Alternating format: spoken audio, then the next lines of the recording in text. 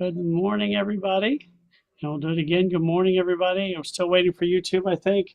It's almost here, or maybe here. It's always hard to tell. Good morning, everybody, and welcome to the Wednesday class that shall not be named.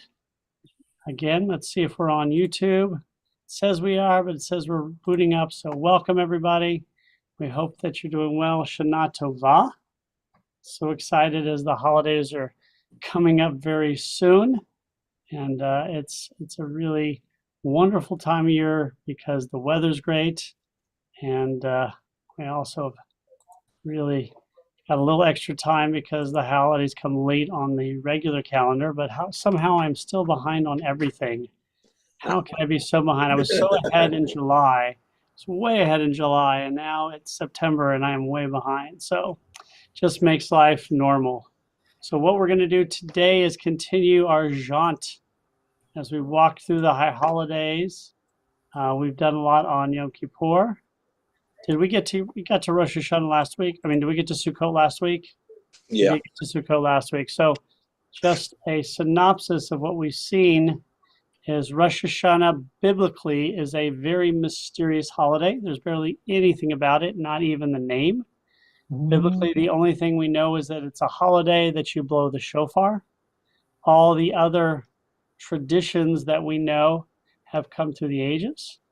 Yom Kippur very similarly, although it does give a general idea that this is the Day of Atonement, which of course later becomes the name. There's very little we know about it in the ancient world except that it's a holiday with self-denial. Self-denial, which of course eventually morphs into fasting. But again, the biblical edicts for Rosh Hashanah and Yom Kippur are very limited. They're holidays, you don't work, you sacrifice, and Rosh Hashanah, you blow the shofar, and Yom Kippur, self-denial.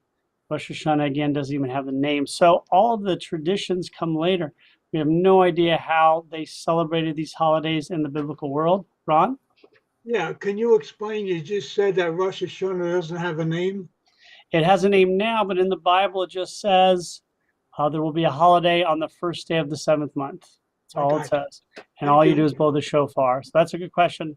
Rosh Hashanah develops circa around the time of the Mishnah as the idea Rosh Hashanah. Now, Rosh Hashanah could have been called Rosh Hashanah 2,500 years ago, but we have no record of it being called Rosh Hashanah until maybe 1,800, 1,900 years ago.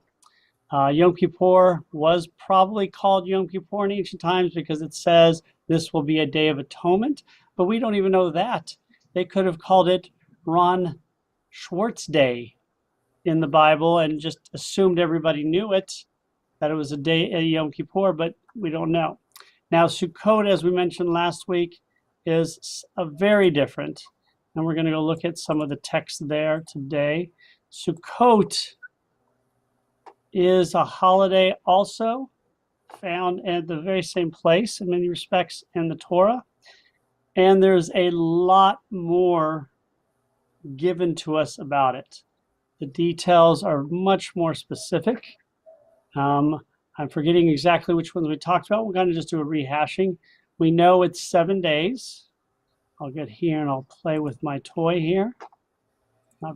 We know it's 7 days. We know it's called the Feast of the Tabernacles.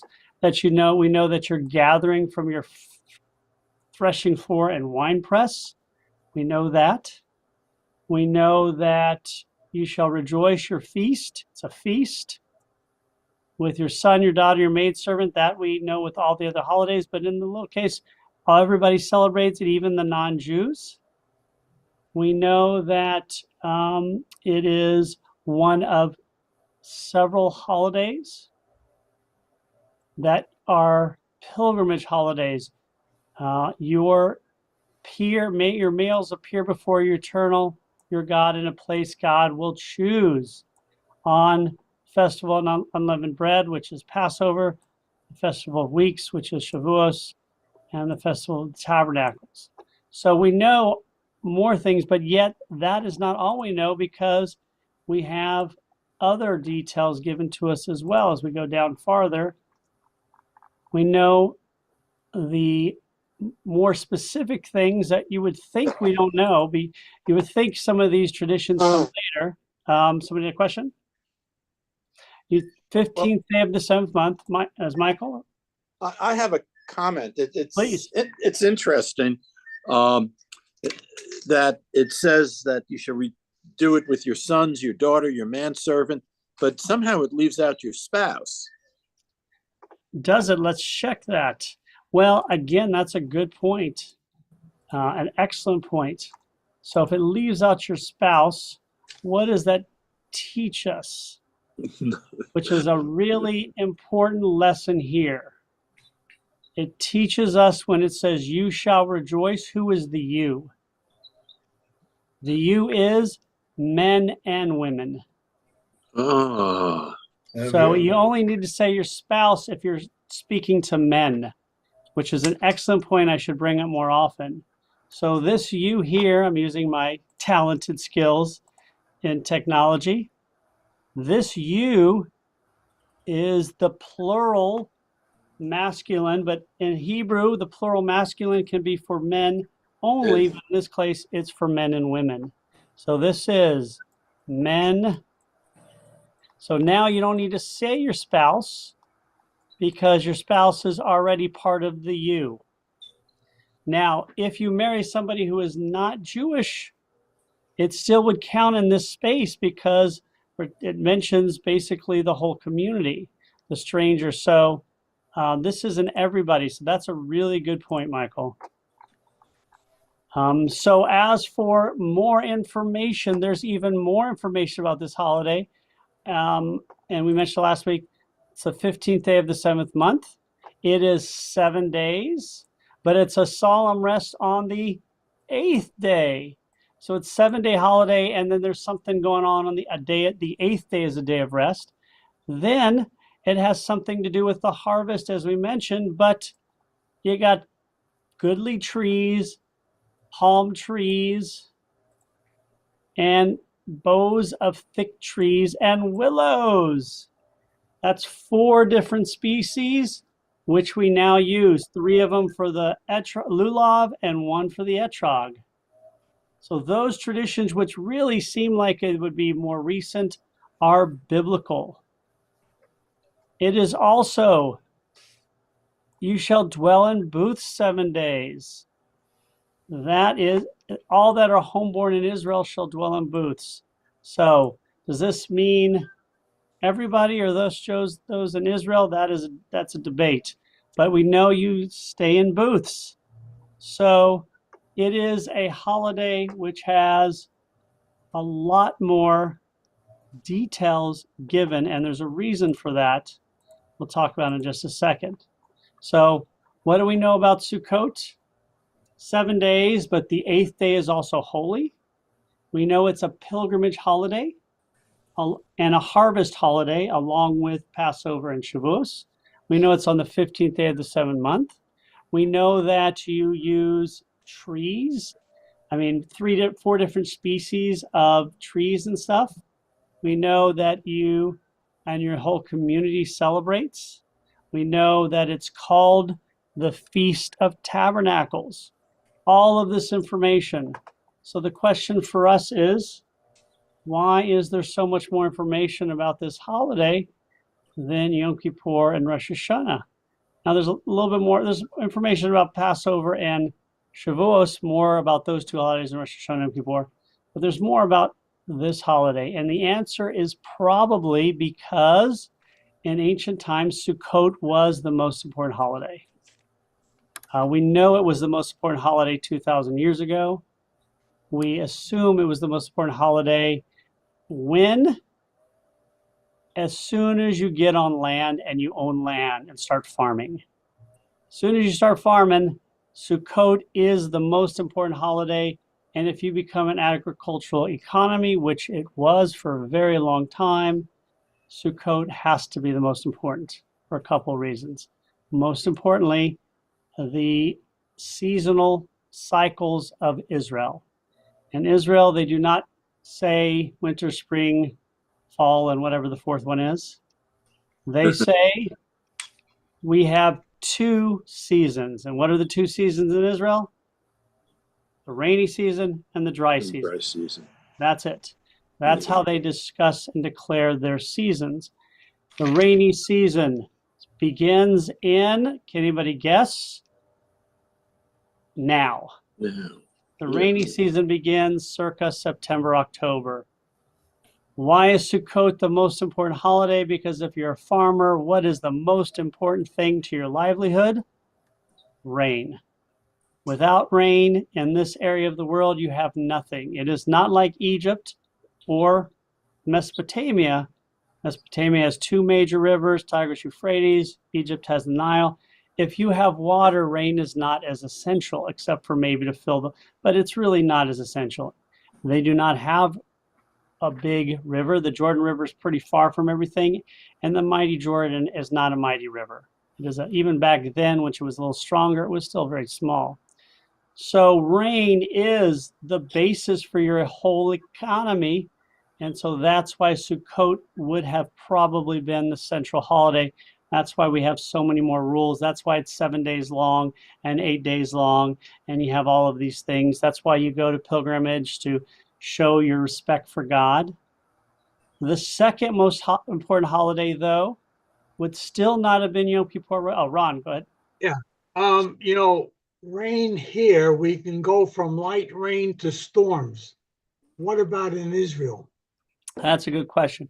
Israel can be the same, but it does flood. They do have flooding, and that can be an issue. Rain can be a very serious problem. If you get too much rain, then the crops fail as well. But no rain is worse than too much rain. If you have no rain, people don't drink, cows don't drink, herds don't drink. The water, the ground is not. If you have too much rain, you do have floods and all those problems. But if you would ask probably an ancient Israelite, prefer too much or too little rain, the answer is almost always going to be too much. But that's a really good question, Ron, because that leads directly to the question I just asked. The second most important holiday was Passover. Now, is it the second most important holiday because it's the holiday of freedom? The answer is no. It's the second most important holiday because what happens in the spring around Passover? Planting. Rain. One more time, Michael. Planting, and you need the rain to stop. So Passover is when the rain stops. And as Ron just mentioned, if we don't stop the rain, we can't harvest or plant. And so Passover is essential because it is the end of the rainy season, but you still have to put Sukkot first because stopping the rain is not as important as the rain starting. But if you've been in Israel and you see even in the desert, it can flood in the desert at times because of too much rain. So Sukkot and Passover have a lot more about them, but they're also the longest holidays by far. Passover is 7 days, Sukkot is 7 plus 1, 8 days. So it just teaches us that today, Rosh Hashanah and Yom Kippur are probably the most important of the holidays, especially Yom Kippur. Passover is the most popular holiday in terms of how many people celebrate it. But again, in ancient times, in an agricultural society living in Israel, not the same if you're an agricultural society living elsewhere, unless you live at the exact same, what do they call it? The same level with the same type of topography. Now, what we're going to see is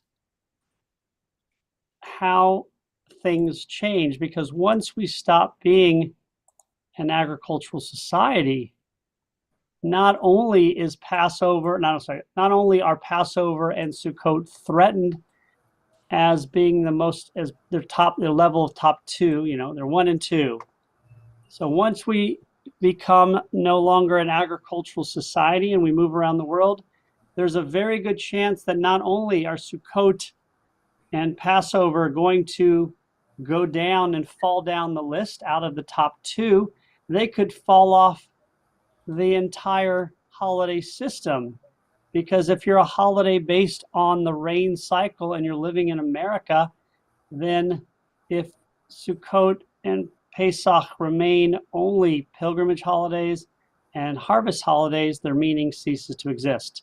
Because that means I have to go to Israel 3 times a year from America. That means I have to worry about the crops. This is not true. So Sukkot and Passover and maybe Shavuos could have easily disappeared or ceased to be important, become second-class holidays, kind of like, Rosh Chodesh, the holiday of the full moon.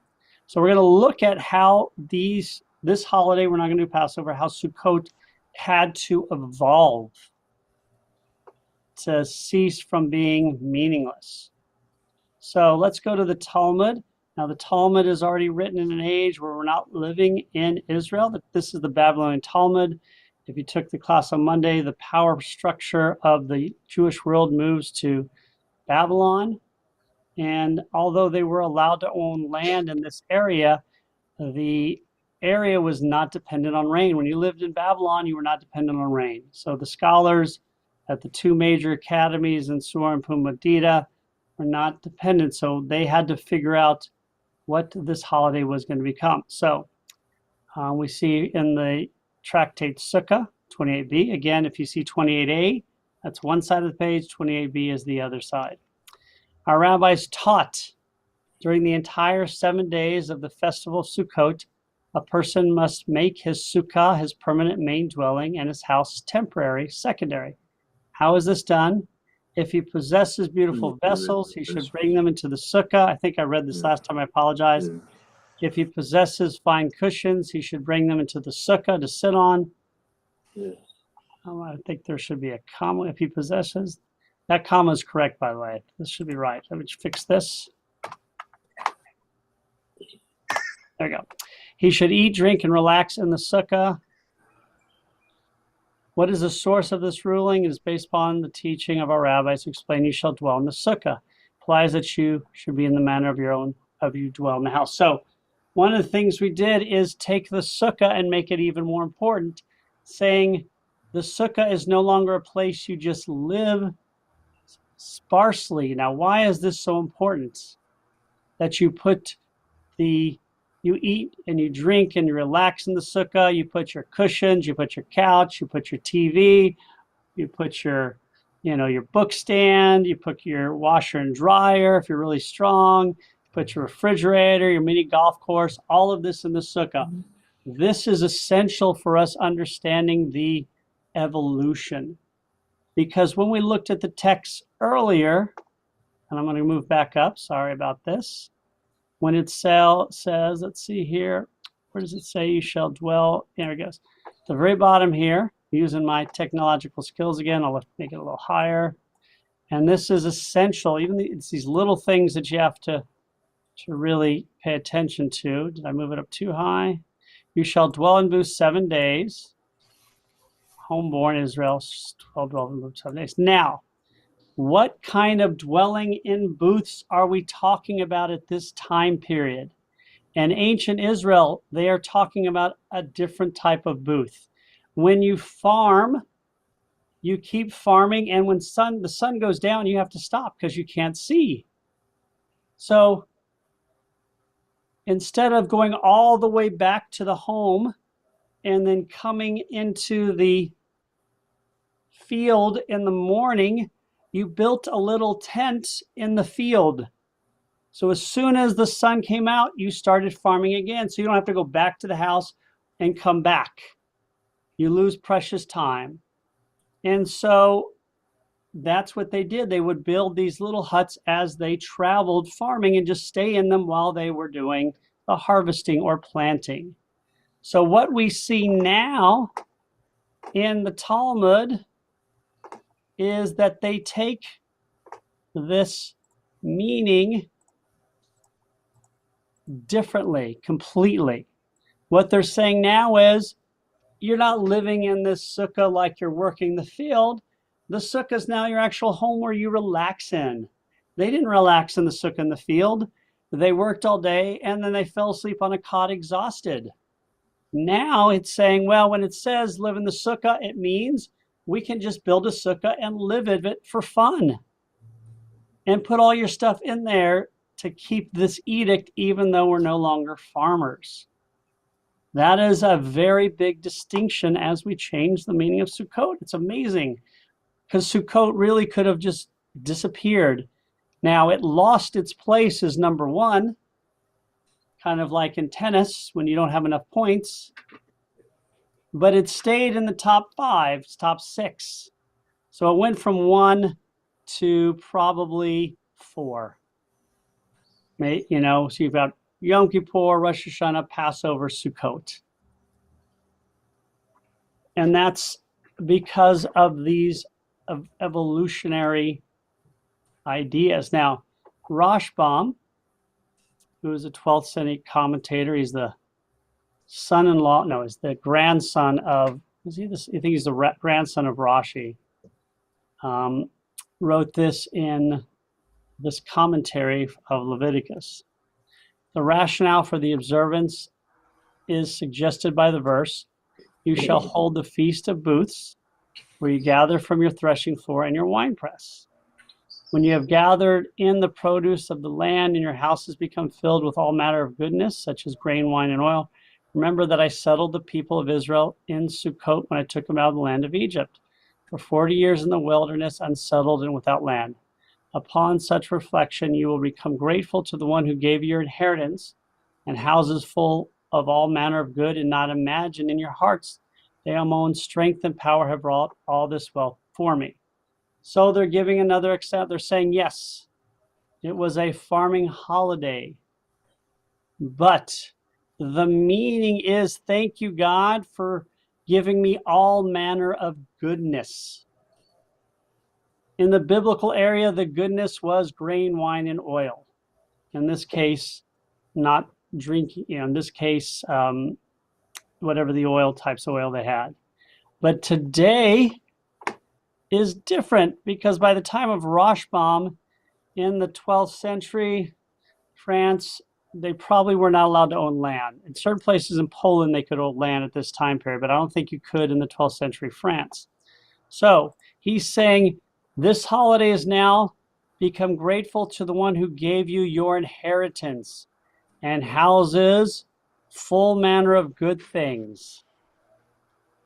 So what is he saying? It's not about,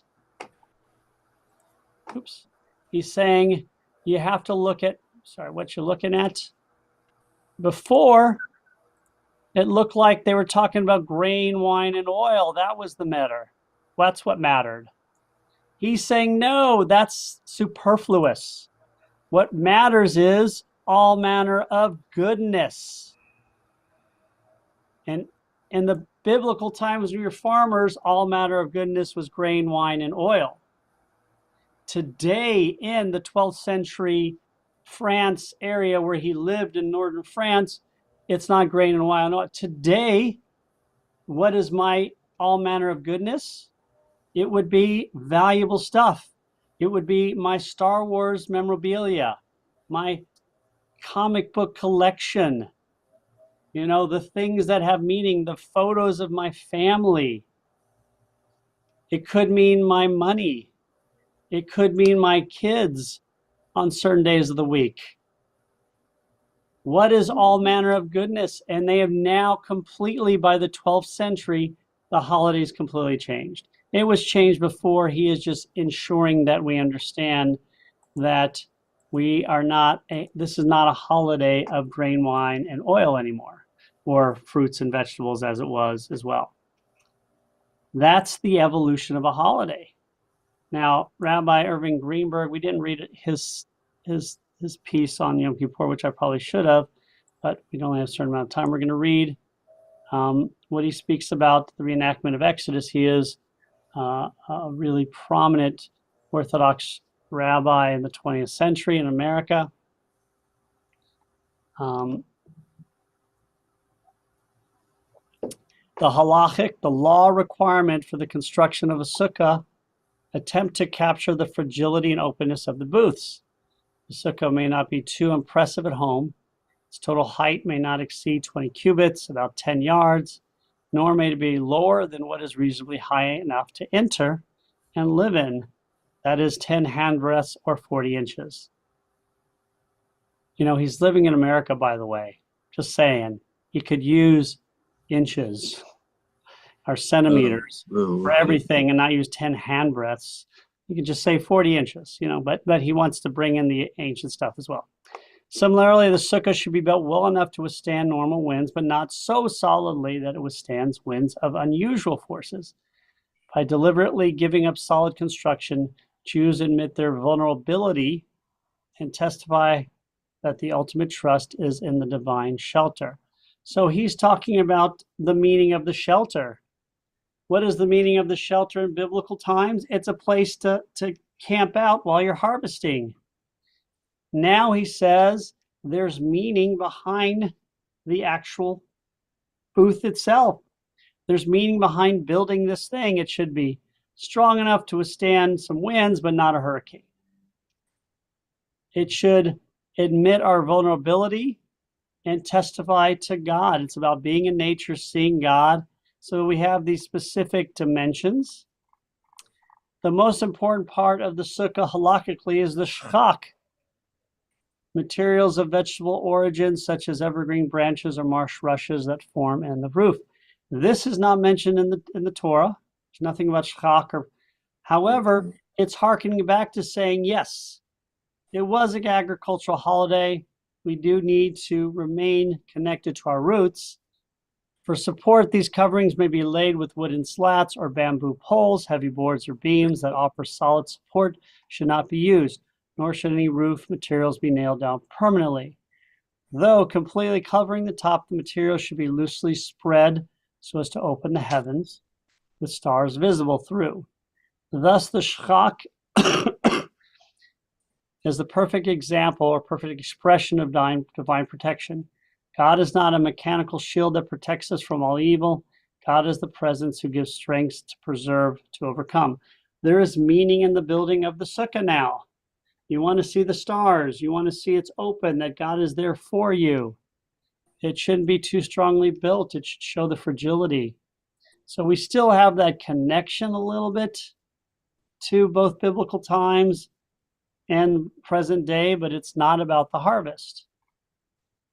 Now, what does the shchak teach? The shchak is meant to teach something about the true nature of protection. Human beings instinctively strive to build solid walls of security. People shut out life. They heap up treasures and power and status symbols in the hope of excluding death and disaster and even the unexpected. The search for solid security all too often leads to idolatry, to the worship of things that give security. People end up sacrificing values and even loved ones to obtain the tangible sources of security. The sukkah urges people to give up this pseudo-safety. The sukkah has meaning. It's about how we shouldn't be so concerned about material things like my graphic novels, comic books, and Star Wars memorabilia. And this is why it's meant to be flimsy, solid enough to live in, but not so solid that you can't take it apart. Why was this so important to the biblical ancestors, that it be flimsy and easy to take apart? Because they moved it like a teepee. They moved it from place to place. We're not doing the same thing, but we're taking what they did and we have a new meaning for it. It's really quite brilliant how we help these holidays evolve and remain relevant. Finally, the sukkah provides a corrective to the natural tendency of becoming excessively attached to turf. It instructs Jews not to become overly rooted, particularly not in the exile. Thousands of years, Jews built homes in the diaspora.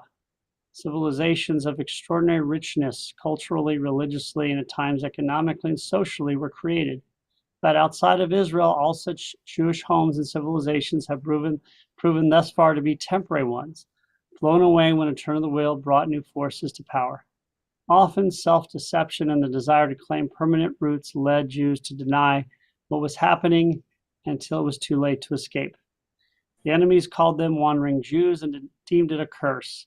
But the Sukkah taught Jews that only those who journey know the value and limitations of a homeland. Wherever they went, God went with them. God is not just the God of Mount Moriah and Jerusalem, but the God whose footstool is the earth.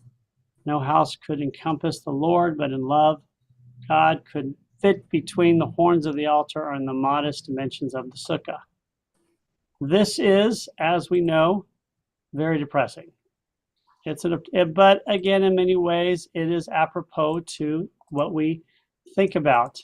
He is talking about the fact that we have lived in so many places and inevitably something has gone wrong. We must also remember that this happens to everybody. It's not just us. Sometimes we really get too depressed looking at the troubles we've seen throughout our lives, not realizing that things have been good. And a lot of we talk about how bad Poland was. For several hundred years, Poland was a great place for Jews to live. Spain was a great place.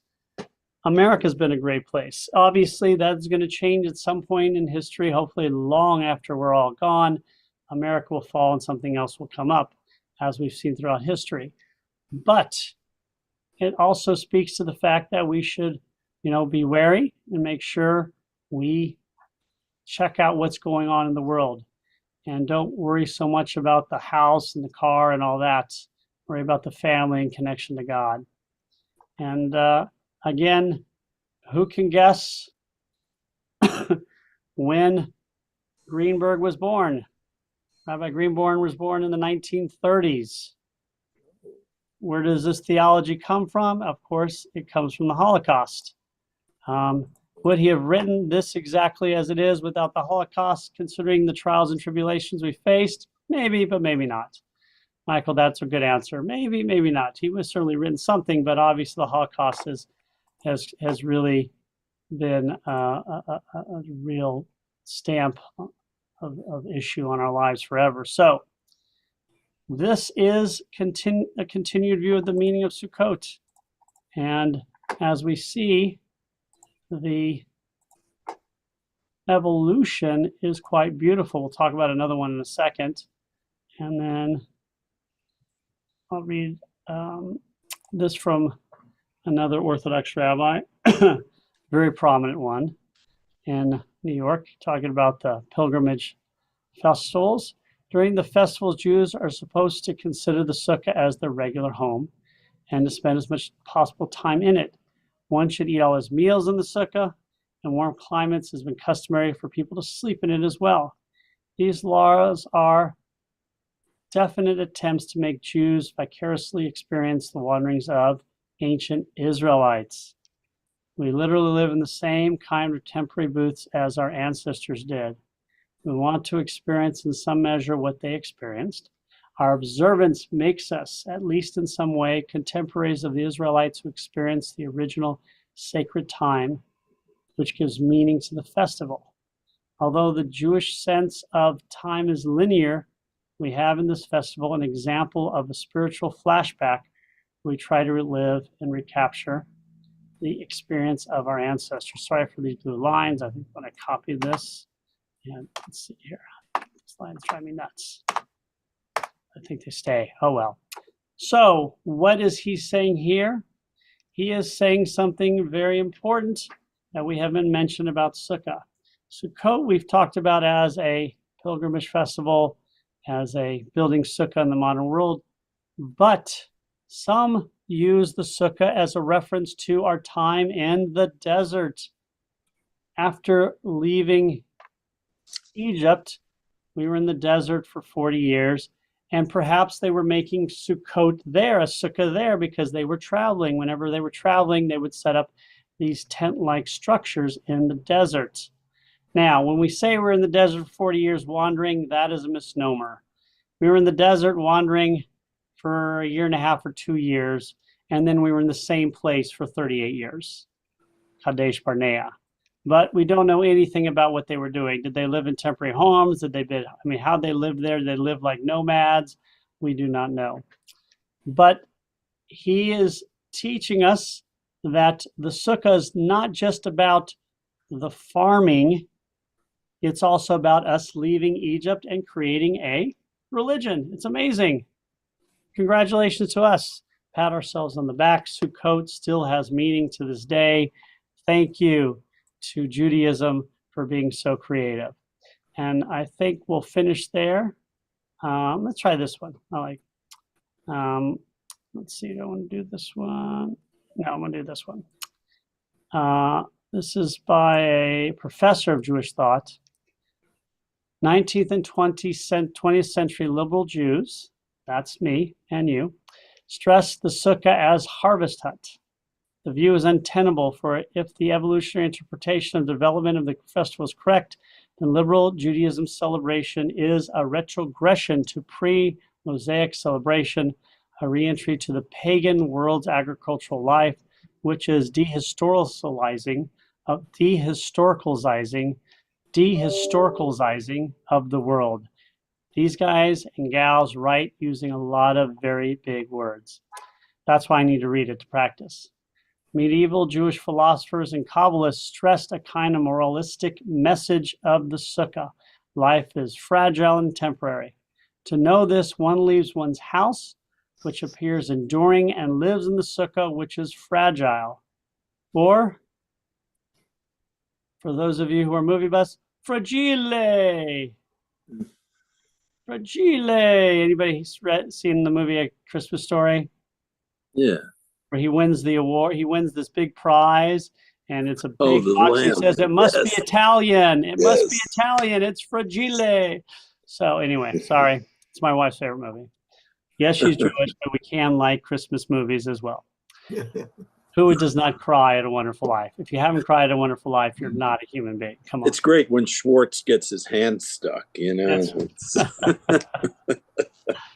This has become a commonly accepted cliche. It is not only highly individualistic, but also embodies a dehistoricizing of the world. The sukkah is neither agricultural space nor moralistic space. Neither is it dream space nor cosmological space. So what is it then? We've gotten rid of everything. The sukkah is historic space. Another viewpoint. Neither is it dream space nor cosmological space. I'll get these things. You do know I have bad lung problems, and that's what I'm going to use because I cough all the time. I'll use that as an excuse until I fix them, and then I'll find another one.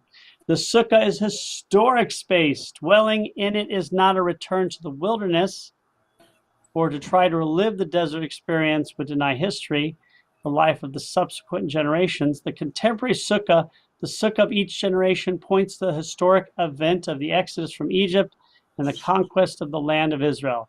The contemporary sukkah points to the original event because of the original event's impact on the future generations. It is about the history of us, about us leaving Egypt. But the contemporary sukkah also points to the future sukkah. When one leaves the sukkah, one recites the following: May it be thy will, O Lord our God. I'm going to change that right now as I keep forgetting to do it, to eternal, our God and God of our parents. How about the ancestors? Let's do that. That as I have established and dwelt in the sukkah, so I may have the merit in the coming year to dwell in the sukkah made of the skin of the Leviathan. The sukkah of the generations points toward the future. So the sukkah is the embodiment of history, thinking into our past, connecting to generations past who lived in their sukkah, going all the way back to Moses, and also to the people who are going to live in the sukkah in the future.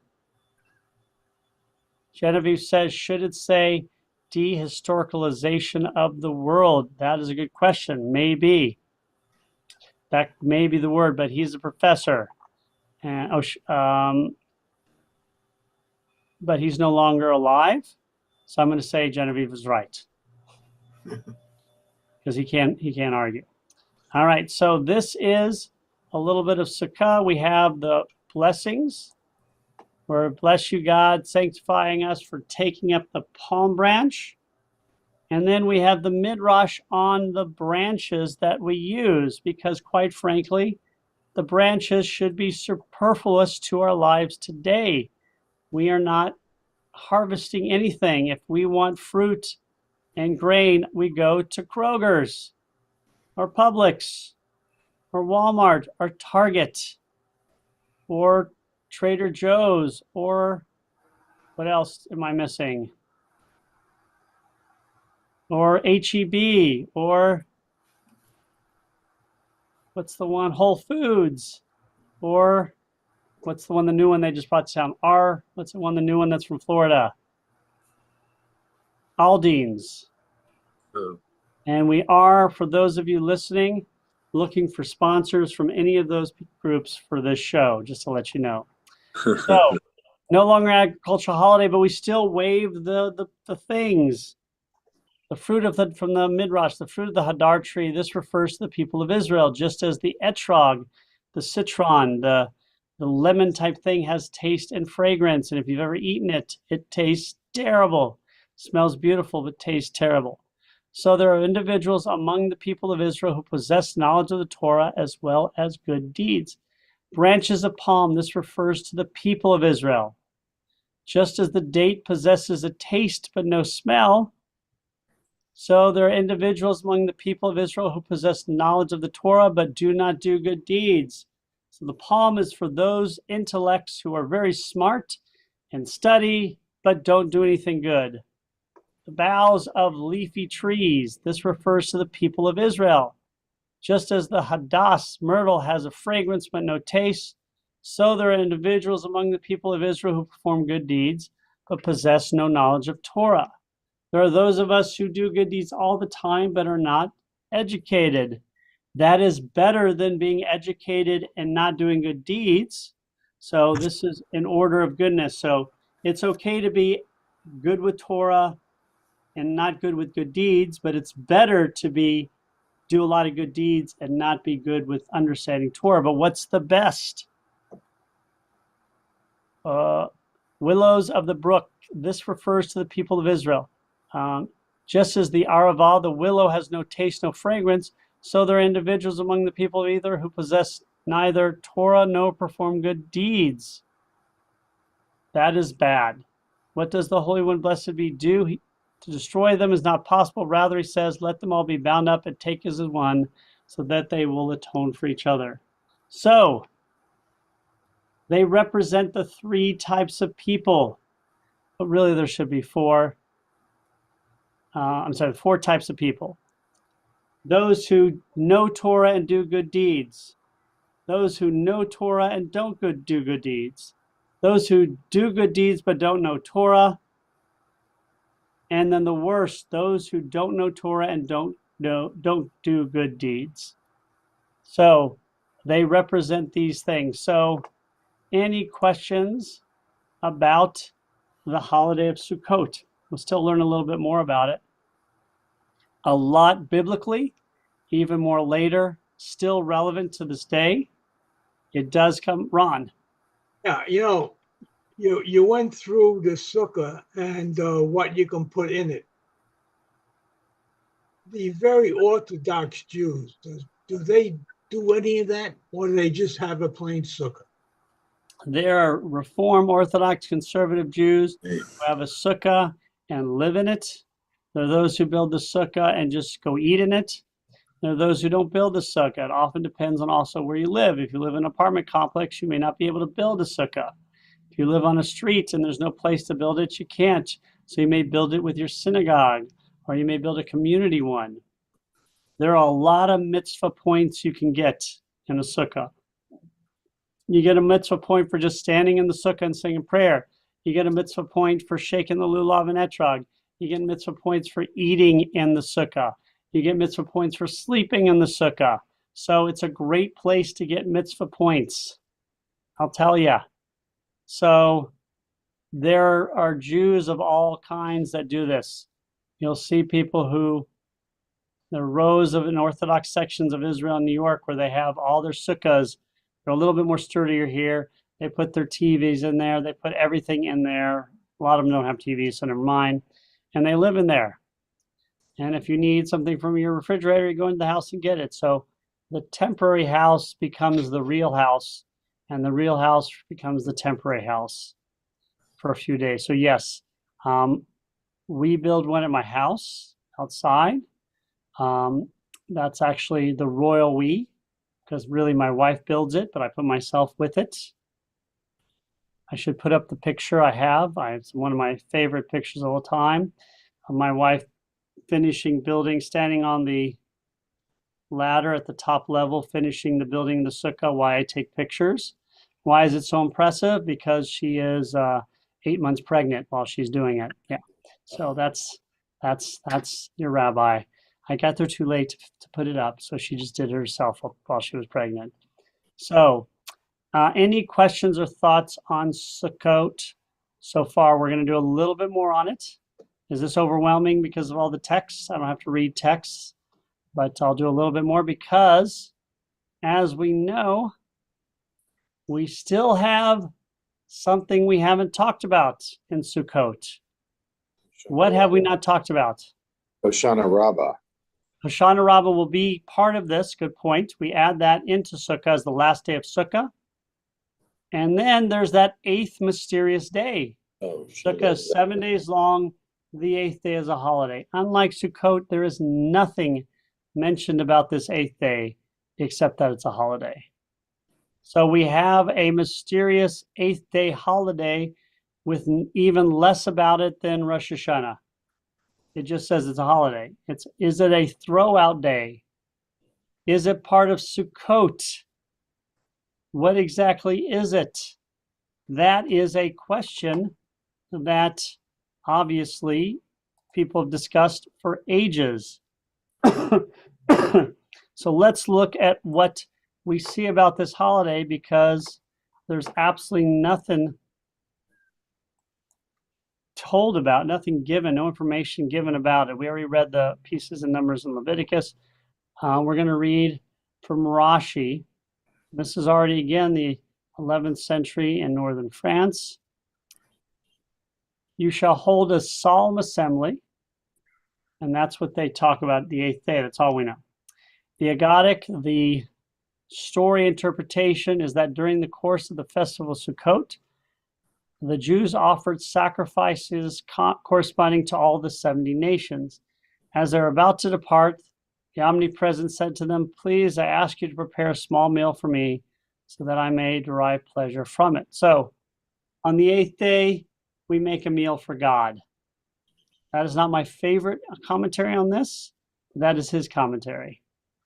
But he also mentions in Leviticus, it shall be a solemn assembly. God says, I have detained you in the manner of a king who invited his children to feast with him for a designated number of days. When the time came for them to part, he said, my children, please remain with me for one more day, for it is difficult for me to part from you. I like that one better. Basically saying we had a family vacation for 7 days and we were having such a great time. What did we decide to do? Let's have one more day. It's so hard to leave. We're going to have one more day.